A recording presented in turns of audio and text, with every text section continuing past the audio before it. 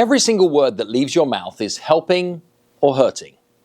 Nothing is neutral, and if it is neutral, it's probably a waste. That's why in the book, Exactly What to Say, we talk about a concept called simple swaps.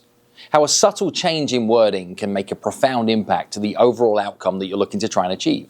In the book, we reach for two very prolific examples. I'll share them with you in a moment. But before we get into those, think for yourself what are recurring pieces of language that you use on repeat that maybe are costing you.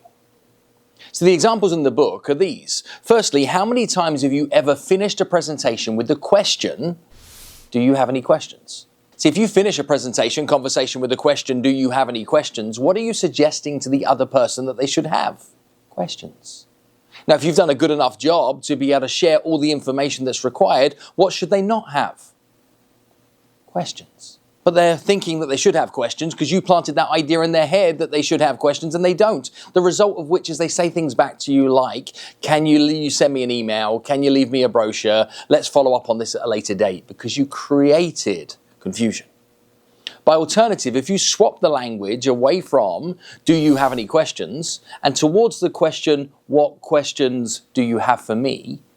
You'll find the same person say things back in the other direction like, no questions. Or they'll give you a very precise question that you can then tackle. But when they say they have no questions, that means they have enough information to make a decision.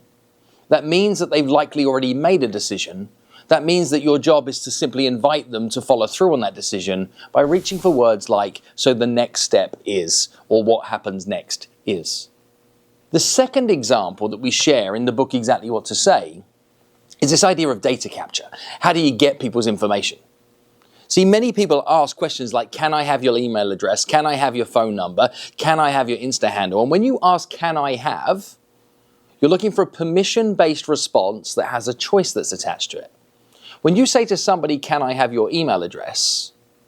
Their inside voice is possibly likely to say, why? What are you going to do with it? A tiny simple swap, again, can make a profound difference. Swap the can I to what's, and look how easier it is to be able to gain the information you were looking for. Instead of can I have your email address, it's like what's your email address? And it comes out of the mouth instantaneously. Instead of can I have your phone number, what's your phone number? Out it comes.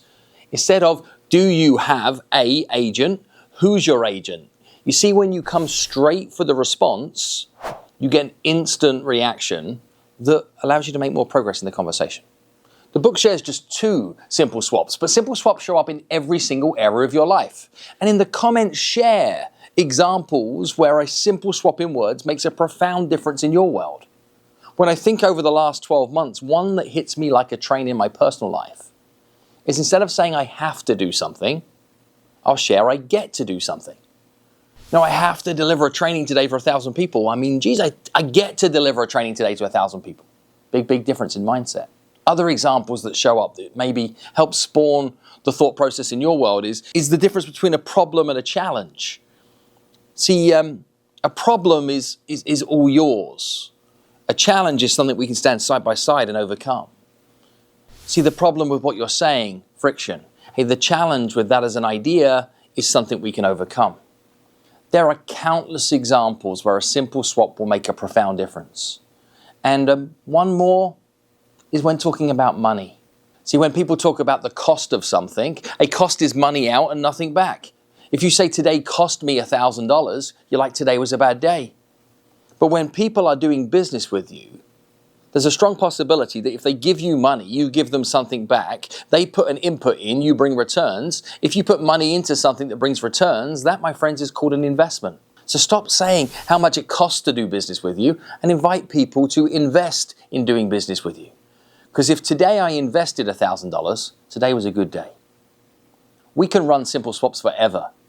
What I'm asking you to do is to think about the moments in your life that you reach for a language that could be hurting you and swap it for something that could be helping you instead. There are 52 weeks in a year. Could you find one sequence of words every single week that you could swap for something better?